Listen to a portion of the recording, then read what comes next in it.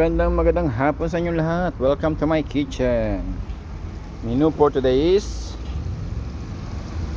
pritong manok. Manok na ginayat-gayat.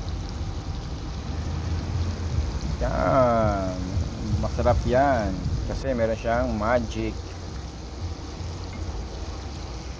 Ayan na po ang aking lutong manok.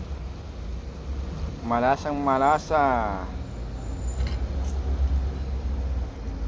Malasang malasa yung manok na yan.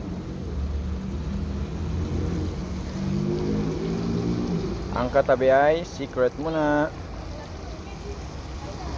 Tingnan ulit natin aking mga pinipiritong manok. Ayan.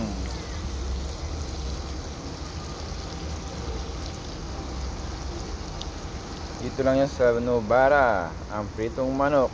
Pabot sa kalsada.